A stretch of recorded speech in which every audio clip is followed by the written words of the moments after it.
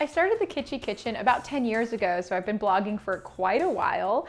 And I was really inspired by just the beautiful local cuisine that I grew up around. I grew up in Southern California, so I'm very lucky to be near so much amazing produce and history. And that's really what informed the Kitchy Kitchen, was simple, delicious recipes that looked beautiful too. I'm a food photographer and food stylist, or that's what my career was at the beginning. So I really needed the food to look as good as it tasted. Well, to me, food trends that are happening are really almost about how you're eating the food. So whole ingredients are becoming really important. So keeping things simple and unprocessed. So you're seeing things that are very ingredient forward. Avocado toast from last year is like a very good example of this, where it's just toast with like one element on top of it, and that's really what's being celebrated. So it's almost like celebrating a singular item of food. In terms of other trends I'm seeing, grain-free is a huge one. I actually just wrote a cookbook on that topic with my partner Laurel Gallucci from Sweet Laurel. And the whole concept is grain-free, refined sugar-free, and dairy-free baking.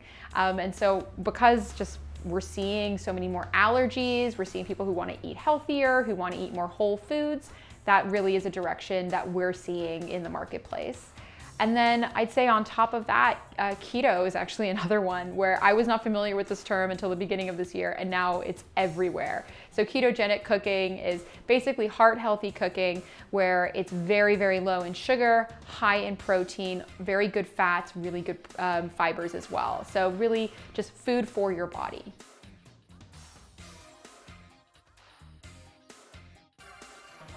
James has thrown a wrench in things. It's so fun. I mean, for us, mealtime now is, we call it the zoo, because when we sit down, all the pets join us. So Buster, my dog, is sitting underneath the high chair, really hopeful for, something to drop off from James's plate. Mochi joins as well, our cat. So Mochi jumps up on the table and tries to steal some bites. So for me, what's been really important is not only am I feeding my family really delicious food that's nourishing, but also doing the same for our pets, because now that James is part of the mix, I want to make sure that they still feel loved and appreciated, and I give them the attention they need. So feeding them really delicious food has become really important. Well, with Mochi specifically, I found this new product that I love. It's the Purely Fancy Feast fillets. And being a mom, I now do this thing where I pull something off the shelf, I look at the back, I just need to know what's in it. And I was really blown away by how little that was in it. It's just the fillet, a little bit of seasoning, and that's it. And I love that for my cat. I don't want to give her something that's overly processed. I want to give her something whole and nourishing, but also just delicious. And her favorite's the salmon. Obviously, she loves salmon. She always tries to eat my salmon, so it makes sense that her favorite fillet is the salmon. So what I do is I break it up and I put it on top of her food, or I serve it whole as a snack. It's a really great complement to her meal, and it's sweet to see that Mochi gets to have something a little unexpected, really elevates her eating experience, and it's my way of showing her that I love her.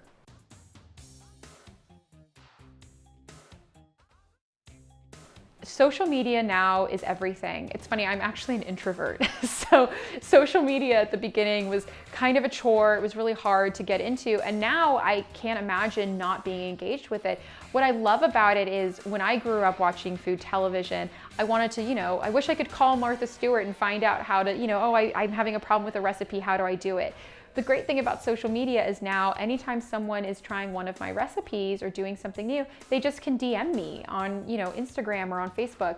It's a great way of staying connected. So I love it because it makes me available to my viewers, to the readers, and it's just such a great way of being able to share what's going on in my life with them and vice versa. I love hearing from readers about what was a success for them as a recipe, what things they're excited about. It's also a source of inspiration for me.